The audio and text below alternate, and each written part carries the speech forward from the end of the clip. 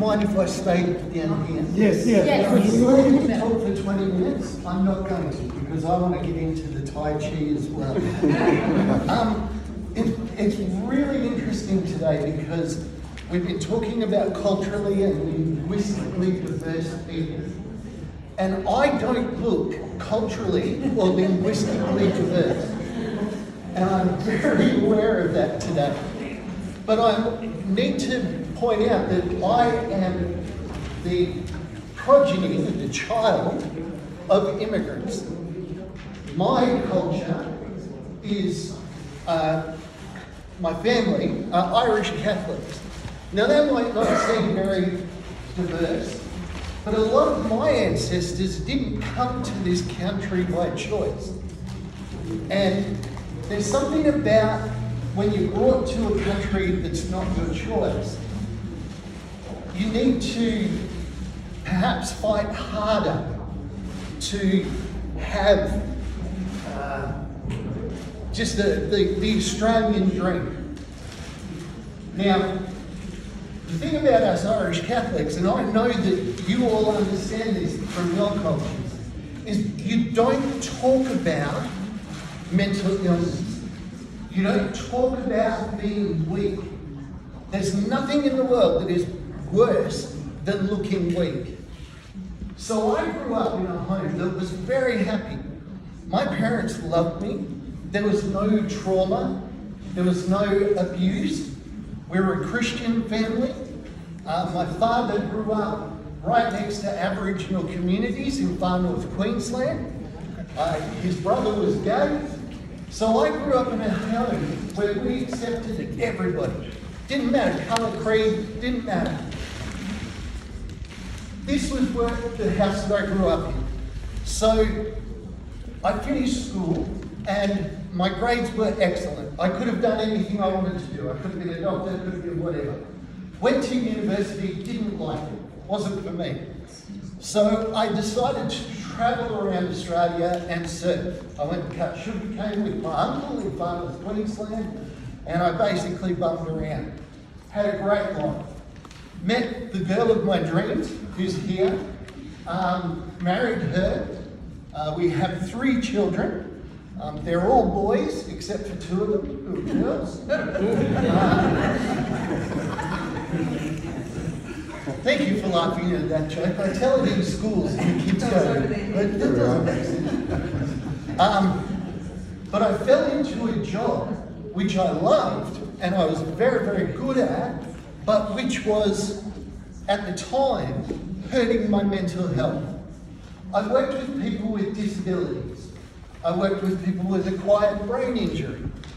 And because I had 2 special features that made me stand out, I was a man and I was strong, I was asked to work with the most difficult clients. Now, a very, very small part of the disabled community is very violent. They've learned through childhood that violence is how you get things. So if you're autistic and you want a cup of coffee and you don't have the language to ask for that cup of coffee, you go and point at the coffee pot or whatever, and somebody knows that that's what you want. But if somebody comes up, that autistic person comes at 2 in the morning, points at the coffee pot, expecting their cup of coffee, they don't understand that it's 2 in the morning. They don't understand that it's not healthy for them to be drinking coffee at that night. All they know is if they pointed at the coffee pot and nothing's happened, that that's bad. So what might they do? They might pick up a cup and throw it. They learn that you will do anything to stop them being violent. It's not their fault. They don't choose that to be like that. And my job was to come in and try and decipher their language, figure out what they were actually saying and why, and then working with staff and families to try and make things better. Very well-minded, I sound like a great, terrific. But the thing was, it was a violent job.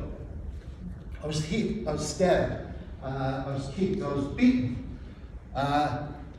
You name the violence, I suffered it. Now this is where my Irish Catholic heritage came in. I was tough. I could take it. I was the guy that when there was a bad incident in the house, I would walk in and make it all calm. Everybody would go, oh, Mark's here, it's going to be okay. Two signs that this was not a healthy job. One was when I came home from work and I had a black eye or something. And I was sitting there playing a game and my wife came home and she looked at my face and she screamed, "What's wrong with your face?" It's not a great question you want your wife or your partner to ask. I'd been hit at work and I just was like, that's just my job. Don't worry about it. The second thing was I went to Royal North Shore Hospital, massive hospital in Sydney. I'd taken a staff member whose finger had been cut off. And we put the finger in ice and we took it to the hospital. We walked in and the security guard said, "Hi Mark, how's it going?" I said, "Oh, Mohammed, great to see you, mate."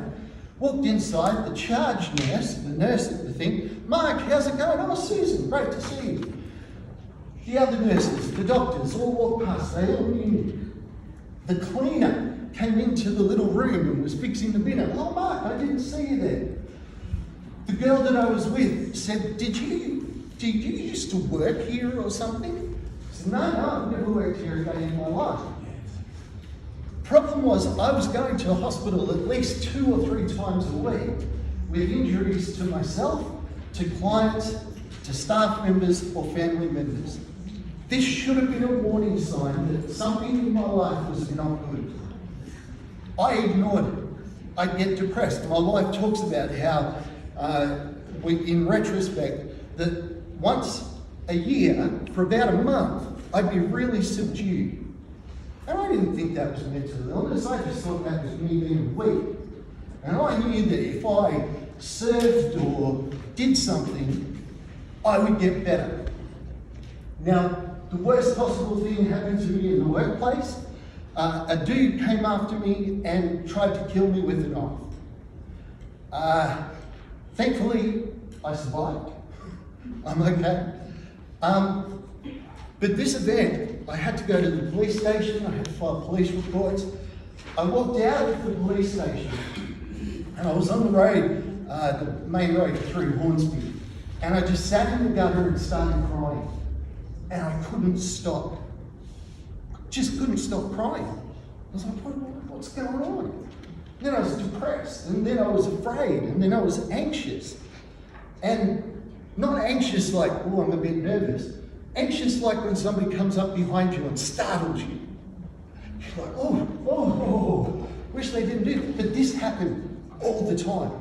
And I learned to fear my body's reaction to my mental illness more than I did the actual event that happened. I'm very aware of the time. Cool. I was ashamed. To this day, I still have not sat down with my parents and talked about my mental illness. Not because they're ashamed, but because they don't know how to talk about it. Now, I got home. My wife said, one guy went to work in the morning, a different guy came home in the afternoon. There was one day my wife was going to work. I lay down on the floor with my face down, hands by my side. She walked past and said, "What are you still doing there?" I said, What do you mean? What am I still doing here?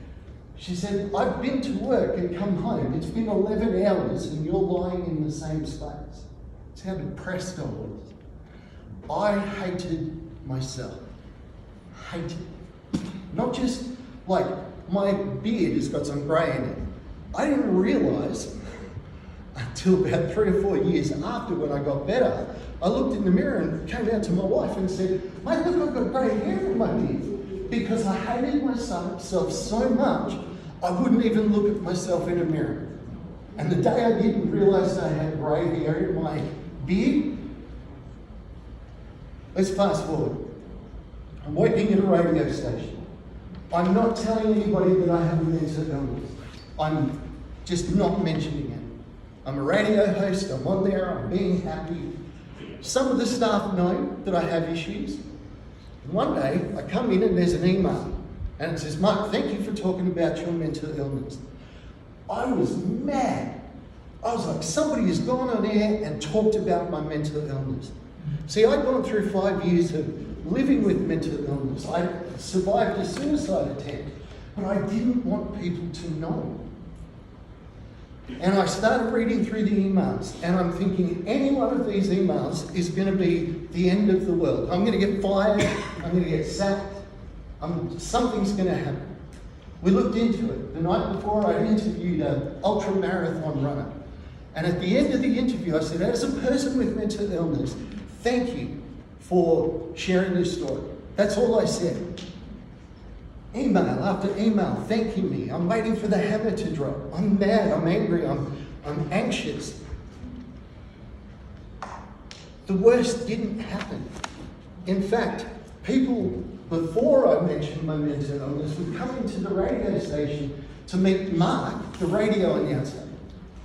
And it was it's weird when people are like, oh, it's funny. No, I'm just on radio. But it wasn't about that after I mentioned my mental illness. People were thanking me, wanting to talk about their own situations. And that's how I want to finish today. I don't look around and see, forgive me, I'm not going to try and say languages, nations. I see Asian people, I see African people, I see European people, I see some Anglo people. I don't see people from different cultures, different experiences. I see my brothers and sisters because you're standing with me today and you're not ashamed of me. You're letting me talk. You're talking about something that affects us all.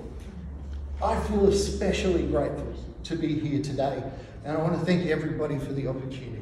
Thank you.